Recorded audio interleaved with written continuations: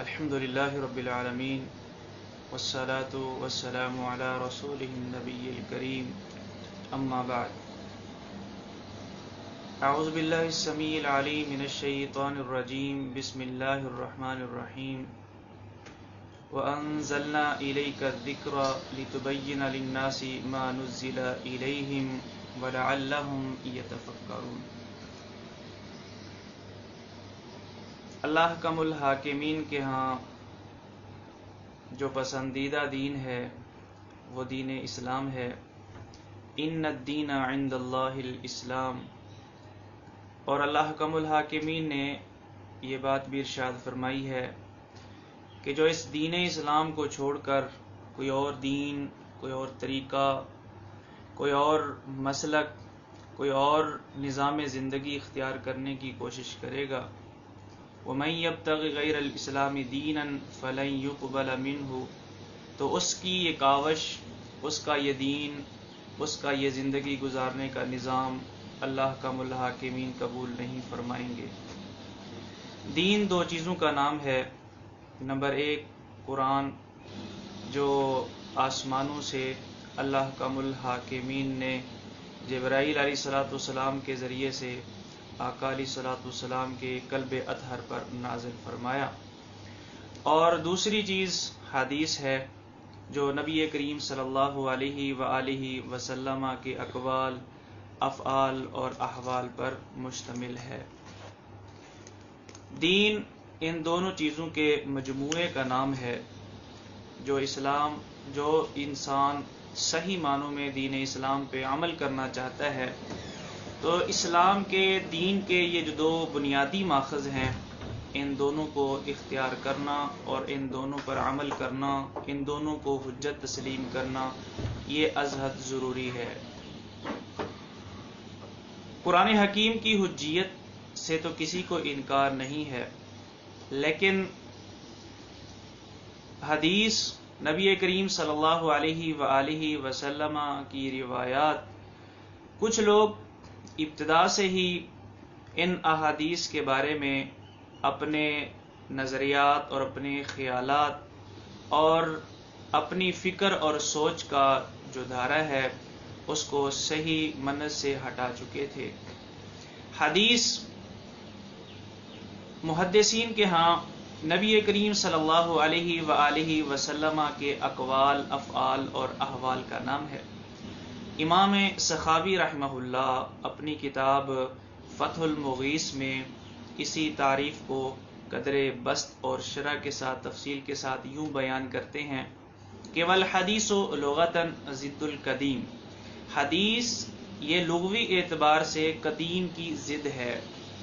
اور اصطلاحاً ما اضیف الی النبی صلی اللہ علیہ وسلم قولا له او فعلا او تقریرا او صفتا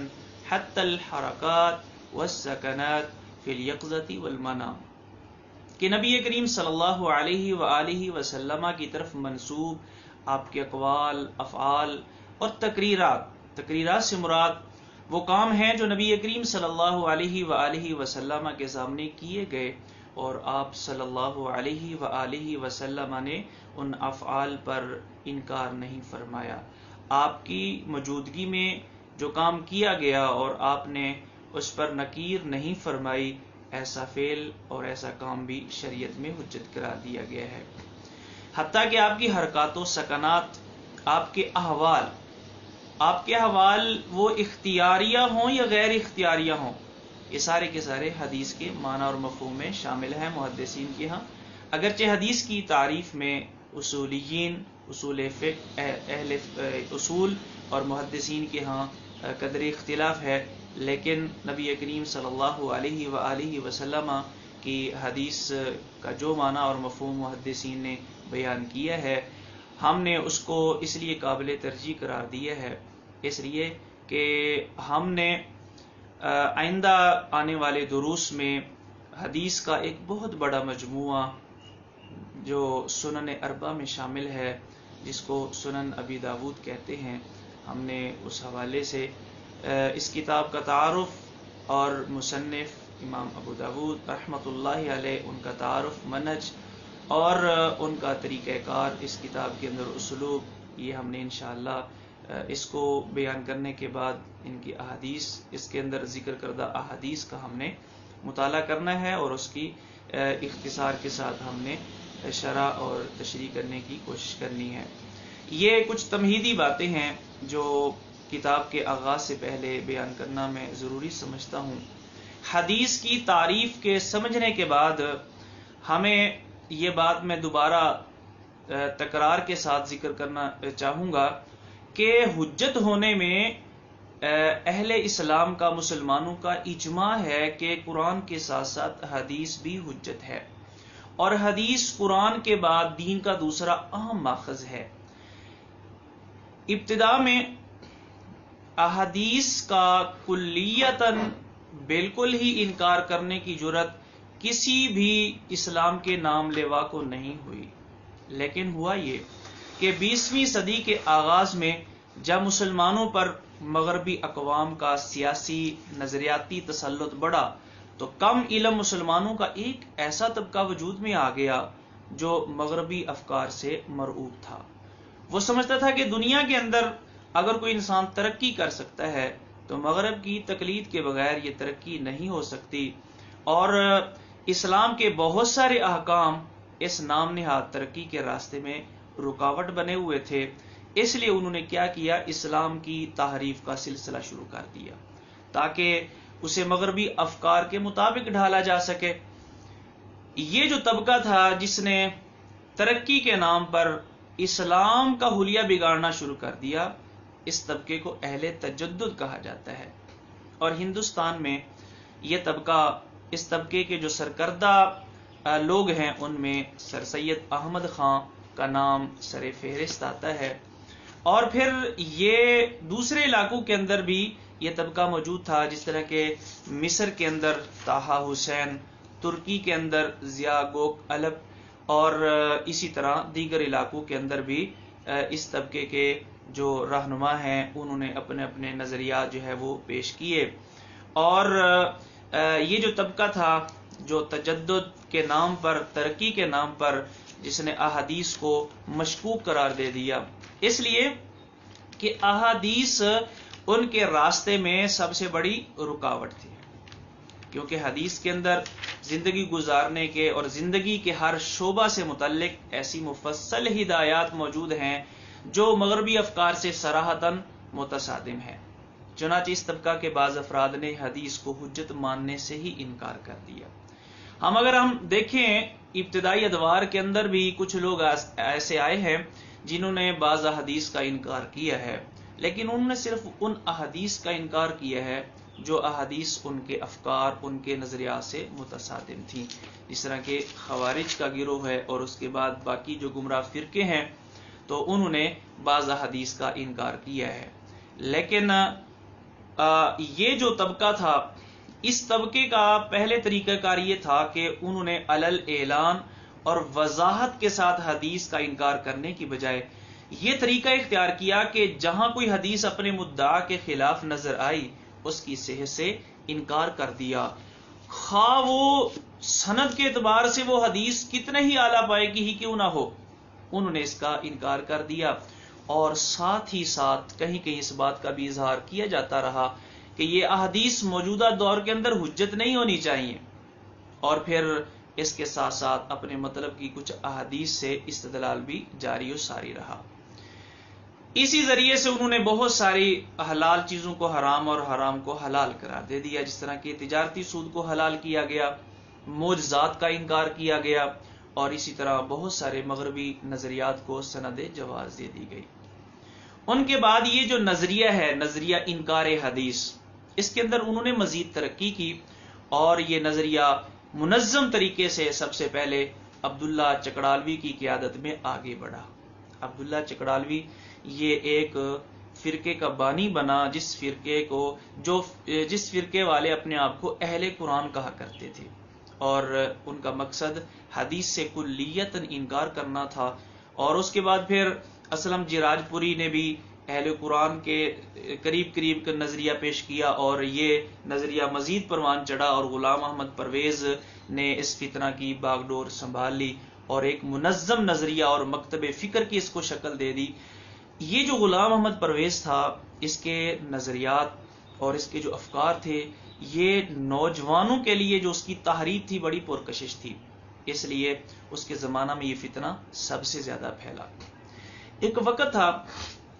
جب ہم ابتدائی تعلیم جو ہے حاصل کر رہے تھے، ہمارا طالب علمی کا ابتدائی دور تھا. مجھے اپنے ایک ساتھی کے ساتھ ملتان میں ایک یونیورسٹی ہے BZU بہاؤالدین زکریا یونیورسٹی، تو وہاں جانے کا اتفاق ہوا. تو وہاں دفتر کے اندر ایک آدمی سے ملاقات ہوئی. اس نے حدیث کے متعلق کوئی ایسی باتیں کہیں، شکوک و شبہات پیدا کرنے کی کوشش کی کہ یہ احادیث تو بہت بعد میں لکھی گئی ہیں،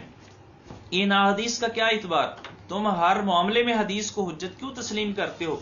یہ باتیں میں نے زندگی کے اندر پہلی بار سنی تھی. میں اس بات کو تسلیم کرنے کے لیے تیار نہیں تھا کہ مسلمانوں میں سے بھی کوئی ایسا بندہ ہو سکتا ہے جو احادیث کا کلیتاً ہی انکار کر دے. تو اس حوالے سے پھر بعد میں یہ چیزیں، یہ نظریات سامنے آئے تو از حد حیرانگی ہوئی کہ مسلمانوں میں سے بھی ایسے لوگ موجود ہیں جنہوں نے احادیث کا اس قدر جو ہے وہ منظم طریقے سے انکار کر دیا. یہ عبداللہ چکڑالوی جو لاہور کی مسجد چینیاں والی جو مسجد ہے، جہاں علامہ احسان الہی ظہیر رحمۃ اللہ علیہ وہ وہاں پہ خطیب ہوا کرتے تھے، اور یہ وہ مسجد ہے جو انتہائی قدیم مسجد ہے. تو یہاں کا یہ خطیب اور امام تھا. تو جب اس نے یہ نظریات پیش کیے تو وہاں کی جو جماعت تھی انہوں نے مولانا عبدالجبار غزنوی رحمۃ اللہ علیہ ان کے سامنے یہ بات رکھی. وہ تشریف لائے. یہ گروہ ان کے سامنے بیٹھ کر کے گفتگو نہ کر سکا، اور اس طرح انہوں نے مسجد کو خیر آباد کہہ دیا. تو امام عبدالجبار غزنوی رحمۃ اللہ علیہ نے یہاں پر اپنے بھائی عبدالواحد غزنوی رحمۃ اللہ علیہ کو یہاں پہ خطیب مقرر کیا، اور اس طرح الحمدللہ اس وقت سے لے کر کے آج تک یہ جو مسجد ہے الحمدللہ اہل الحدیث مکتبہ فکر کے پاس ہے، اور بڑے بڑے جو نامور علماء ہیں وہ اس مسجد کے خطیب رہے ہیں. تو حضرات، یہ جو منکرین حدیث ہیں، ان کے یہ جو مسئلہ ہے حجیت حدیث، اور پھر یہ منکرین حدیث اور ان کے یعنی فرق اور ان کے نظریات، یہ قدر تفصیل طلب جو ہے یہ بات ہے. لیکن چونکہ ہمارے پاس وقت قلیل ہے، اس لیے ہم اختصار کے ساتھ اپنی گفتگو کو مزید سمیٹنا چاہیں گے. تو یہ جو منکرین حدیث ہیں، ان کے بنیادی طور پر 3 نظریات ہمارے سامنے آتے ہیں. کچھ لوگ ایسے ہیں وہ یہ کہتے ہیں کہ نبی کریم صلی اللہ علیہ وسلم کی حیثیت صرف محض ایک ڈاکیے جیسی تھی. آپ کا فریضہ صرف اور صرف قرآن کو پہنچانا تھا. آپ کی اطاعت من حیث الرسول نہ صحابہ پر واجب تھی نہ ہم پر واجب ہے. اور یہ لوگ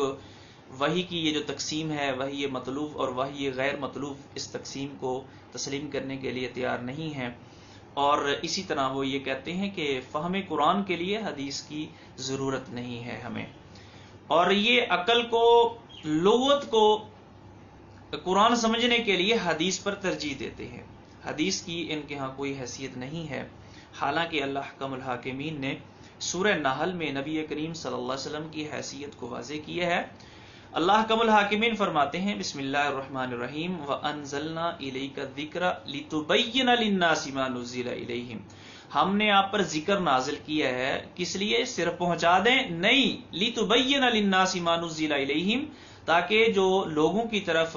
اللہ کی طرف سے وحی نازل ہوئی ہے آپ اس کی تبیین فرمائیں، اس کی توضیح فرمائیں، اس کی وضاحت فرمائیں، اجمال کی وہاں تفصیل بیان کریں، اور اس طرح مطلق مقید کی وضاحت، اور اسی طرح دیگر جو احکامات ہیں جن کو اختصار کے ساتھ بیان کیا گیا ہے یا جن کے بارے میں قرآنی نصوص خاموش ہیں، آپ ان کے بارے میں توضیح فرمائیں. تو اللہ حکم الحاکمین نے اپنے پیغمبر کی حیثیت کو واضح کر دیا کہ نبی کریم صلی اللہ علیہ وآلہ وسلم صرف اور صرف ایک ڈاکیے کی حیثیت اور مقام نہیں رکھتے تھے. اگر ایسی بات ہوتی تو اللہ حکم الحاکمین نے اپنی اطاعت کے ساتھ اپنے نبی کی اطاعت کا حکم کیوں دیا؟ اللہ فرماتے ہیں اطیعوا اللہ و اطیعوا الرسول و اطیعوا الرسول. یہاں جو توجہ طلب نقطہ ہے وہ یہ ہے کہ اللہ فرماتے ہیں اطیعوا الرسول، رسول کی اطاعت کرو. یہ جو نسبت ہے رسول کی طرف، یہ جو الرسول جو ہے مفعول یہاں پر واقع ہے، اور رسول کی اطاعت کا جو حکم دیا گیا ہے، محمد کی اطاعت کا نہیں کہا گیا اور آپ کا نام لے کر نہیں کہا گیا، الرسول جو کہا گیا ہے، اس کے اندر نقطہ یہ ہے کہ گویا کہ نبی کریم صلی اللہ علیہ وسلم کی بات اس لیے ماننی ہے کہ آپ کی جو رسالت ہے یہ علت ہے آپ کی اطاعت کی. آپ صلی اللہ علیہ وسلم کی رسالت، آپ کی نبوت، یہ علت ہے آپ کے یعنی مطاع ہونے کی. تو ہمیں یہ چاہیے کہ ہم نبی کریم صلی اللہ علیہ وآلہ وسلم کی اس حیثیت کو تسلیم کریں. بلکہ اللہ احکم الحاکمین نے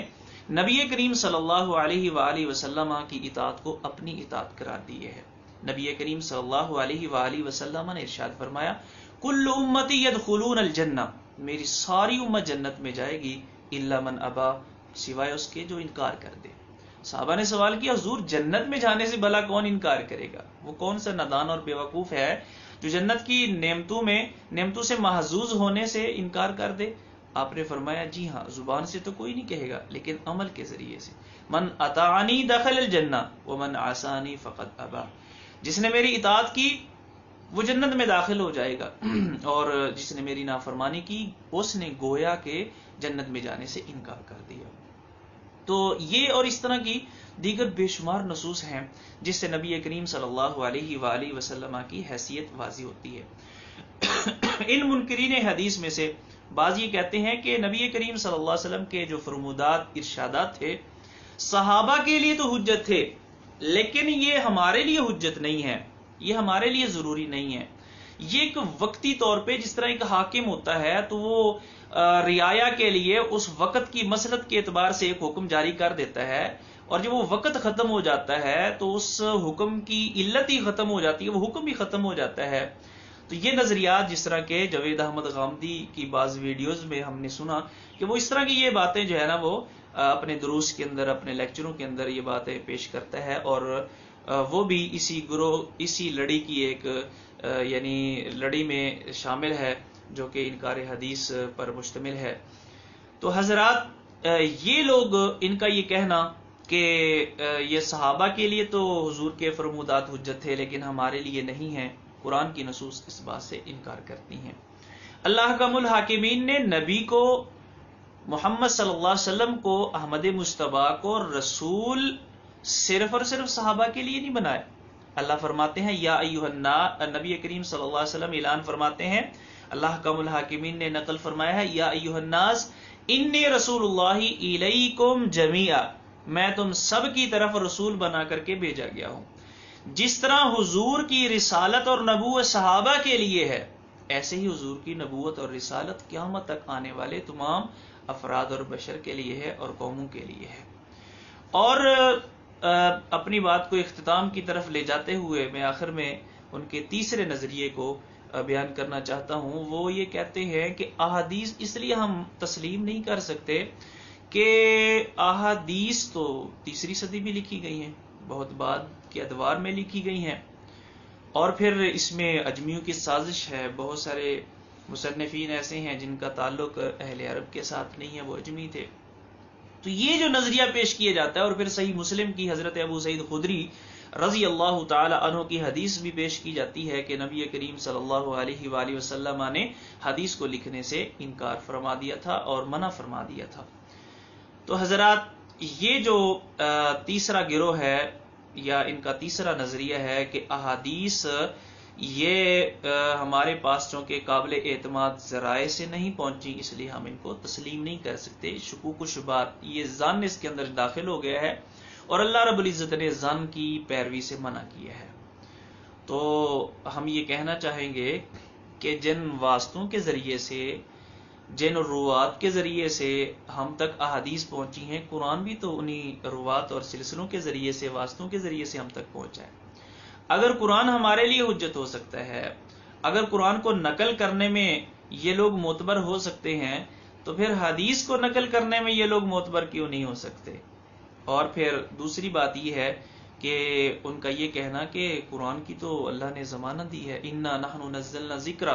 وانا لہ لحافظون، ذکر قرآن ہم نے نازل کیا اور ہم اس کی حفاظت کرنے والے ہیں. تو حضرات، یہاں جو حفاظت کا ذمہ ہے صرف قرآن کے الفاظ کا نہیں بلکہ قرآن کے معنی، مطالب اور مفاہیم کا ہے جو احادیث کے اندر بیان کیے گئے ہیں. اس لیے اس آیت کے ضمن میں صرف قرآن کی حفاظت کا ذمہ نہیں ہے بلکہ احادیث کی حفاظت کا ذمہ بھی اس میں شامل ہے، اس لیے کہ قرآن جو ہے اس کے الفاظ اور اس کے جو معنی ہیں وہ دونوں حجت ہیں، اور دونوں جو ہے ان کی حفاظت اللہ رب العزت نے اس کے وعدے فرمائے ہیں۔ اور یہ جو کہنا ہے کہ احادیث وہ ناقابل اعتماد ذرائع سے ہم تک پہنچی ہیں، ہم یہ کہنا چاہیں گے کہ یہ ان کی بے خبری کی دلیل ہے کہ انہوں نے احادیث کی حفاظت کے لیے جو محدثین نے علوم ایجاد کیے اور جو انہوں نے قربانیاں دیں، جو انہوں نے چھان بین کی، جو تحقیق اور تفتیش کا مظاہرہ انہوں نے کیا، اور حدیث کی چھان بین کے لیے اور تحقیق کے لیے جو انہوں نے اسفار کیے، اور جو انہوں نے احادیث کو الگ کرنے کے لیے انہوں نے جو روات کے احوال اور ان کے سوانح اور تراجم جو جمع کیے اور نقل کیے، تو یہ جو ایک بہت بڑا ذخیرہ ہے ہمارے پاس، یہ ان کے اس دعوے کی تردید کرتا ہے۔ اسلام واحد وہ دین ہے کہ جس دین کی حفاظت کے لیے اللہ رب العزت نے ایسے لوگ پیدا کر دیے جنہوں نے ایسے ایسے علوم ایجاد کیے دین کے تحفظ کے لیے، اسلام کے تحفظ کے لیے، احادیث کو محفوظ کرنے کے لیے، کہ جو شاید اس سے پہلے کسی قوم کے ذہن کے اندر بھی اس طرح کے خیالات وہ نہیں آئے ہوں گے۔ تو حضرات، یہ بات جو کہی جاتی ہے کہ تدوین حدیث جو ہے یہ بہت بعد کے دور میں ہوئی ہے، تو یہ بات بھی بالکل غلط ہے۔ نبی کریم صلی اللہ علیہ وآلہ وسلم کی اس حدیث کا تعلق جس میں حدیث کی کتابت سے منع کیا گیا ہے، یہ ابتدائی ادوار سے ہے، جبکہ صحابہ کرام ان کے اندر ابھی اتنا ادراک نہیں تھا کہ وہ قرآن اور حدیث کے اندر فرق کر سکیں۔ قرآن اور حدیث کے اختلاط سے بچاؤ کے لیے، کیونکہ یہ بات آیا ہے کہ تورات اور انجیل کے اندر جو تحریف ہوئی ہے اور جو اس کے اندر تبدیلیاں ہوئی ہیں، وہ اسی انداز میں ہوئی ہیں کہ انہوں نے، ان کے علماء نے جو انبیاء کے اقوال تھے، فرمودات تھے، اور جو علماء کے اقوال تھے، انہوں نے ان کو متن کے اندر داخل کر دیا، تو وہ تمیز نہ کر سکے وحی کے اندر اور کلام نبی یا کلام علماء کے درمیان، جس کی وجہ سے ان کا جو دین ہے اس کی صحیح شکل و صورت وہ مسخ ہو کر کے رہ گئی۔ تو اسلام نے، نبی کریم صلی اللہ علیہ وآلہ وسلم نے مسلمانوں کو ابتدا میں اس سے سختی سے منع کر دیا، لیکن نبی کریم صلی اللہ علیہ وآلہ وسلم کے فرمودات سے اور آپ کے افعال سے ہمیں یہ بات معلوم ہوتی ہے کہ آپ صلی اللہ علیہ وسلم نے نہ صرف یہ کہ کتابت کا بعد میں حکم بھی دیا، بلکہ بعض صحابہ کو حکم بھی دیا کہ وہ لکھیں، جس طرح کہ صحیح بخاری کے اندر خطبہ حجت الوداع نبی کریم صلی اللہ علیہ وسلم نے ایک بندے ابو شاہ کے لیے صحابہ کو فرمایا کہ اکتبوا لابی شاہ، ابو شاہ کو یہ خطبہ سارا، یہ ہدایات لکھ کے دے دو۔ اور یہ جو احادیث کی حفاظت ہے، یاد رکھیں صحابہ کرام نے اور پھر اس کے بعد کے ابتدائی ادوار میں احادیث کو محفوظ کرنے کے لیے 3 طریقے اختیار کیے گئے۔ حدیث کی حفاظت کا صرف یہ ایک طریقہ نہیں ہے کہ اس کو تحریر کر لیا جائے، کتابت ہی صرف حدیث کے تحفظ کا ذریعہ نہیں تھی، اس لیے کہ یہ جس معاشرے کے اندر، جس ماحول کے اندر، جس سوسائٹی کے اندر اور جن لوگوں کے اندر نبی کریم صلی اللہ علیہ وآلہ وسلم مبعوث ہوئے، یہ اہل عرب، یہ انتہائی غیر معمولی حافظے کے مالک تھے، ان کے ہاں کتابت پر اعتماد بہت کم تھا، وہ لوگ انگلیوں پہ گنے جا سکتے ہیں جو پڑھے لکھے تھے، جو لکھنا جانتے تھے، لکھا ہوا پڑھ سکتے تھے، اور اکثر ایسے ہوتے تھے کہ جو اپنے حافظے پر، اپنے صرف اور صرف دماغ پر جن کا انحصار تھا، اور یہ لوگ اس قدر ذہین اور فتین تھے کہ ان کو نہ صرف یہ کہ اپنے نسب نامے یاد تھے، بلکہ ان کو تو اپنے گھوڑوں کے بھی نسب نامے یاد تھے، اور ہزاروں اشعار ان کی زبان پر تھے، اور بس اوقات کسی بات کو صرف ایک بار سن کر وہ اس کو ایسا محفوظ کر لیتے کہ ساری زندگی ان کو وہ بات نہ بھولتی، یا صرف کسی چیز کو، کسی واقعے کو ایک بار انہوں نے دیکھا تو اس کا پورا سین اور پورا نقشہ ان کے ذہن کے اندر، دماغ کے اندر بیٹھ جاتا تھا۔ تو یہ اللہ رب العزت نے دین کے تحفظ کے لیے جن لوگوں کو چنا وہ لوگ انتہائی بہت بڑے حافظے کے مالک تھے، اور ان کا حافظہ کتنا زیادہ تھا اس حوالے سے دو مثالیں پیش کرنا چاہتا ہوں۔ ایک مثال صحیح بخاری کے اندر حضرت جعفر بن عمر الزمری وہ بیان کرتے ہیں کہ میں عبید اللہ بن عدی بن خیار کے ساتھ حضرت وحشی سے ملنے کے لیے گیا۔ حضرت عبید اللہ حضرت وحشی سے فرمانے لگے کہ آپ نے مجھے دیکھا ہے، آپ مجھے پہچانتے ہیں؟ انہوں نے سر سے لے کر کے پاؤں تک دیکھا اور فرمانے لگے کہ آج سے کچھ عرصہ قبل میں عدی بن خیار کے گھر گیا تھا، وہاں پہ ایک بچہ پیدا ہوا، جو بچہ مجھے تھوڑی دیر کے لیے پکڑایا گیا، وہ بچہ کپڑے کے اندر لپٹا ہوا تھا لیکن اس کے پاؤں ننگے تھے، میں نے وہ پاؤں دیکھے تھے، تمہارے پاؤں مجھے بالکل اسی بچے کے پاؤں جیسے نظر آتے ہیں جس بچے کے پاؤں میں نے آج سے 25-30 سال قبل دیکھے تھے۔ اندازہ لگائیں کہ ہم لوگوں کی شکلیں، بلکہ 7 سال ہمارا 8 سال اکٹھے وقت گزرتا ہے، لیکن 5-10 سال کے بعد ہم ایک دوسرے کو پہچاننے سے انکار کر دیتے ہیں۔ ہم درس جو لوگ ہوتے ہیں، ہمارے کلاس فیلوز اور ہمارے ساتھ اکٹھے زندگی گزارنے والے، تو ہمارے حافظے تو اتنے کمزور ہے کہ ہم ان کی دھندلی سی ایک تصویر ہمارے ذہن میں ہوتی ہے، اس کی پوری تفصیل، اس کا پورا بایو ڈیٹا ہم اس کو بھلا چکے ہوتے ہیں۔ لیکن یہ ایسے ذہین لوگ ہیں، ایسے بہترین حافظے اور ذاکرے کے مالک لوگ ہیں کہ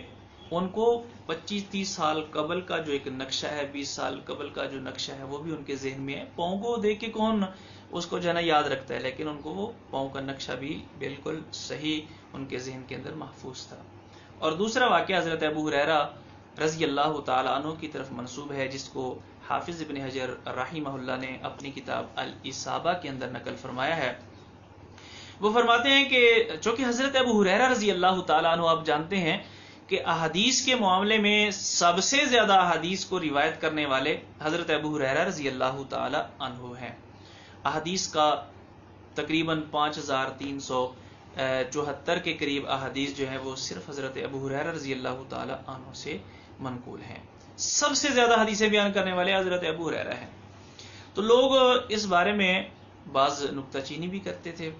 عبد الملک بن مروان جو اس وقت خلیفہ تھے، ان کے سامنے یہ بات رکھی گئی تو انہوں نے امتحان لینا چاہا۔ حضرت ابو ہریرہ رضی اللہ تعالیٰ عنہ کو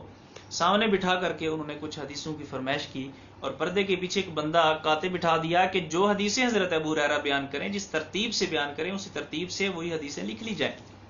تو حضرت ابو ہریرہ رضی اللہ تعالیٰ نے چند حدیث بیان کی اور وہاں سے رخصت ہو گئے۔ 1 سال کے بعد پھر عبد الملک بن مروان نے دوبارہ حضرت ابو ہریرہ رضی اللہ تعالیٰ عنہ کو مدعو کیا، تو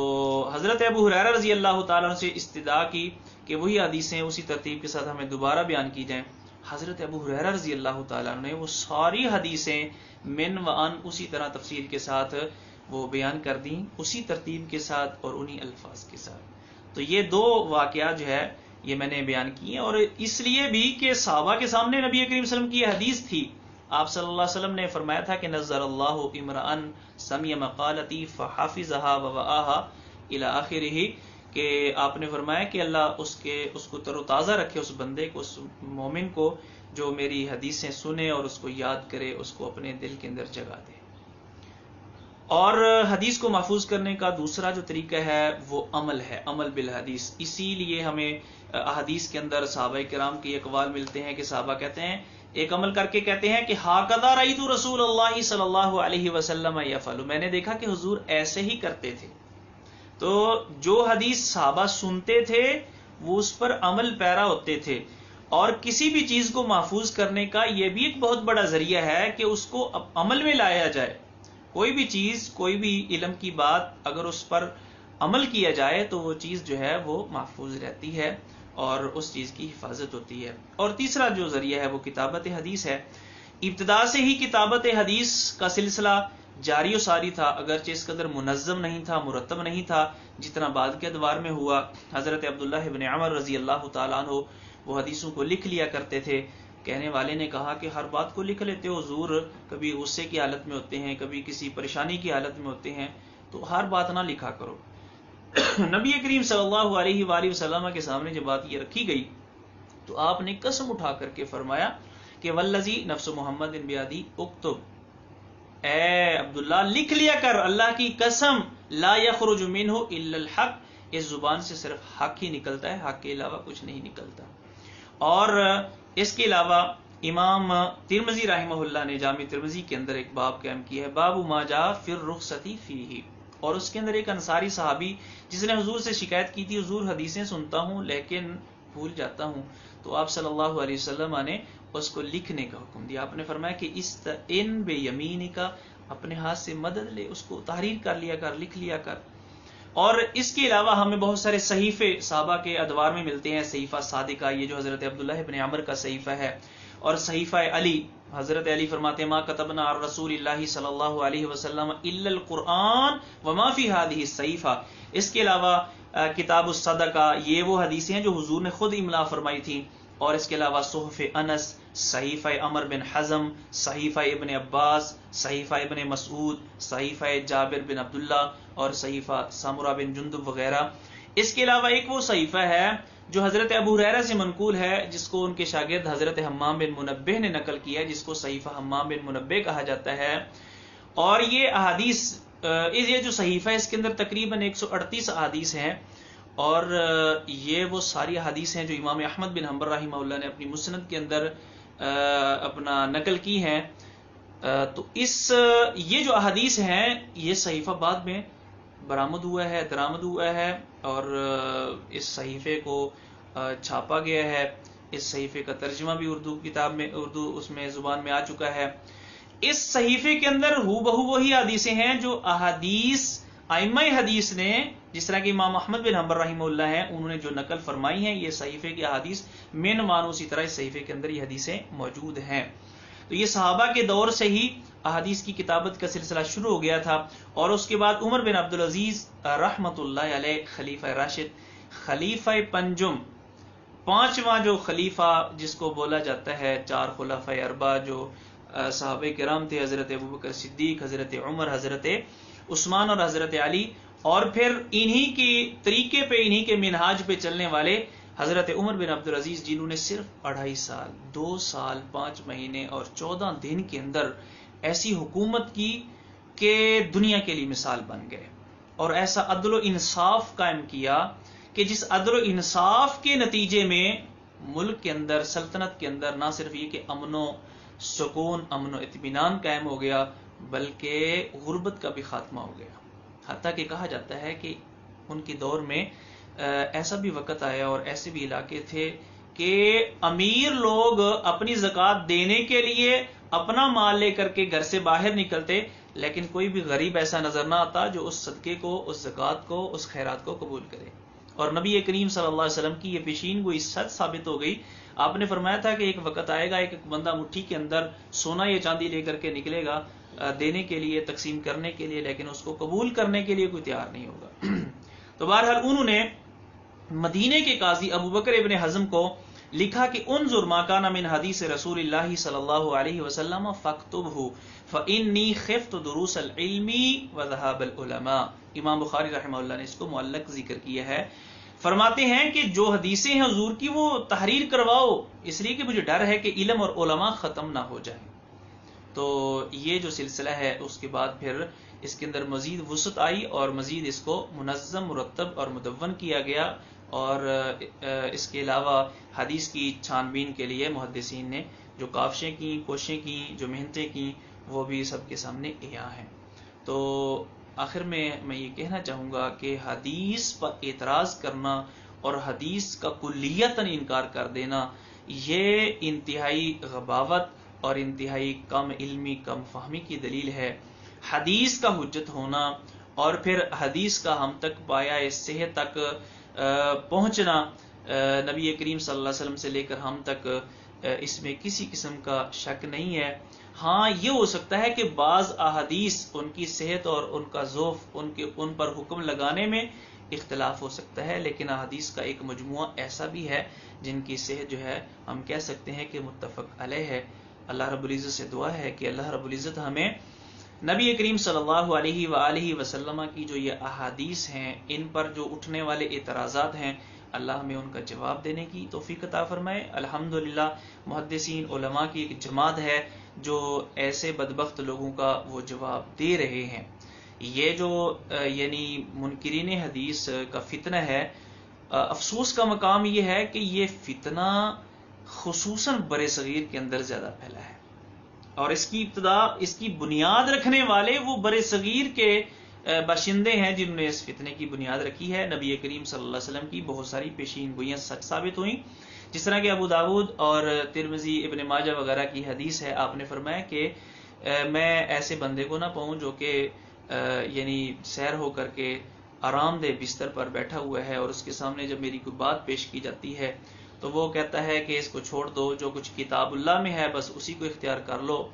تو آپ نے یعنی ایسے بندے کی پیشین گوئی دی ہے کہ ایسا بندہ یقیناً آئے گا جو اس طرح تخت پہ بیٹھ کر کے میری حدیثوں کا انکار کرے گا اور صرف قرآن کے حجت ہونے کو تسلیم کرے گا۔ مولانا سلطان محمود جلال پوری رحمۃ اللہ علیہ وہ فرماتے ہیں کہ عبداللہ چکڑالوی کے پوتے نے ان کو بتایا کہ میرے دادا جان اسی طرح وہ تخت پر بیٹھے ہوئے تھے اور ان کے سامنے حدیث پیش کی گئی، انہوں نے اسی طرح جو ہے نا بالکل جس طرح حدیث کے اندر ایک نقشہ بیان کیا گیا تھا اسی طرح انہوں نے بالکل حدیث کا انکار کر دیا اور یہ کہا کہ ہمارے لیے قرآن ہی کافی ہے۔ تو یہ بات انہوں نے سلطان محمود جلال پوری رحمۃ اللہ علیہ سے بیان کی، اور ان سے ہمیں مولانا ابو نعمان بشیر احمد حافظہ اللہ تعالی عنہ نے بیان کی۔ تو یہ جو ہے نبی کریم صلی اللہ علیہ وسلم کی پیشین گوئی بھی سچ ثابت ہو گئی، اور آپ صلی اللہ علیہ وسلم کی پیشین گوئیوں کا سچ ثابت ہونا بھی حجیت حدیث کی ایک دلیل ہے کہ آپ نے جو باتیں ارشاد فرمائیں وہ بالکل سچ ثابت ہوئیں۔ معلوم ہوا کہ آپ صلی اللہ علیہ وسلم کے جو فرامین ہیں اس کے اندر کوئی تبدیلی نہیں کی گئی، یہ کسی عام انسان کے اقوال نہیں ہیں، بلکہ یہ نبی کریم صلی اللہ علیہ وآلہ وسلم کے وہ فرمودات ہیں جو اللہ رب العزت کے اشارے سے نبی کریم صلی اللہ علیہ وسلم کی زبان سے یہ باتیں نکلی ہیں۔ اللہ رب العزت ہمیں حدیث کا دفاع کرنے اور حدیث کو حجت تسلیم کرنے کی توفیق عطا فرمائے۔ وما توفیقی الا باللہ، وآخر دعوانا ان الحمد للہ رب العالمین۔